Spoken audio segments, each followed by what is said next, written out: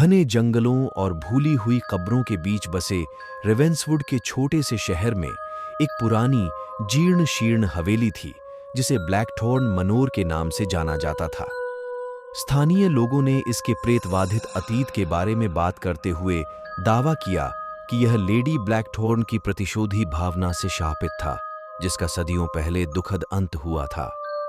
एक तूफानी रात में साहसी दोस्तों के एक समूह ने रहस्यमय हवेली का पता लगाने और एक YouTube वीडियो के लिए अपने अनुभवों को कैद करने का फैसला किया।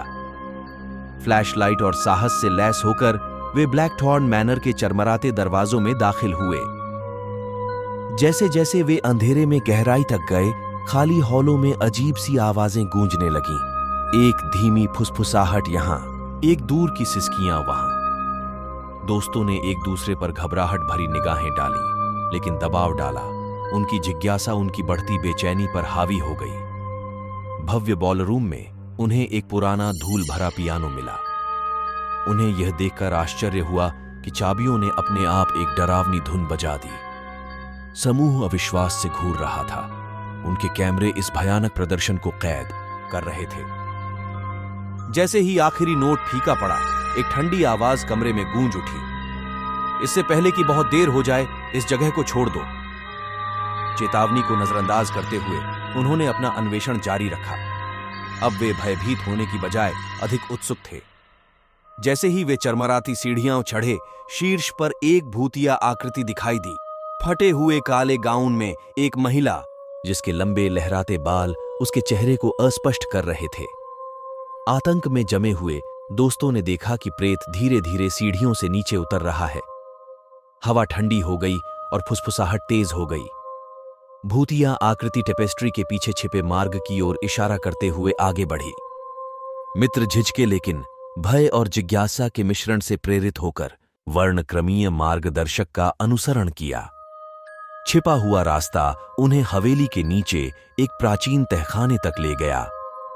टिमटिमाती मोमबत्ती की रोशनी में उन्होंने लेडी ब्लैकथॉर्न की कब्र की खोज की। जैसे जैसे फुसफुसाहटें हताश होकर रिहाई की गुहार लगाती जा रही थीं, माहौल दमघोंटू होता जा रहा था। जैसे ही दोस्तों ने भूतिया उपस्थिति के स्रोत पर विचार किया, तहखाने में एक ठंडी हवा चली। मोमबत्तियां टिमटिमा रही थीं, दीवारों पर नाचती हुई छाया पड़ रही थी। अचानक लेडी ब्लैकथॉर्न का भूत साकार हो गया। उसकी आंखें दुख से भर गईं।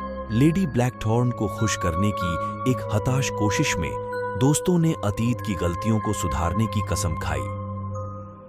जैसे ही भूतिया फुसफुसाहटें कम हुईं, हवेली कांपने लगी और दमनकारी माहौल खत्म हो गया। लेडी ब्लैकथॉर्न की आत्मा ने छाया में गायब होने से पहले एक शोकपूर्ण मुस्कान के साथ उन्हें धन्यवाद दिया। हाड़ कंपा देने वाली चीख के साथ उसने अपनी दुखद कहानी सुनाई। एक प्यार में धोखा, एक जिंदगी अन्याय से ली गई। दोस्तों को एहसास हुआ कि उन्होंने मुक्ति की चाह रखने वाली बेचैन आत्मा को परेशान कर दिया है। दोस्तों ने ब्लैकथॉर्न मनोर छोड़ दिया। अलौकिक के साथ उनकी मुठभेड़ ने उन्हें हमेशा के लिए बदल दिया।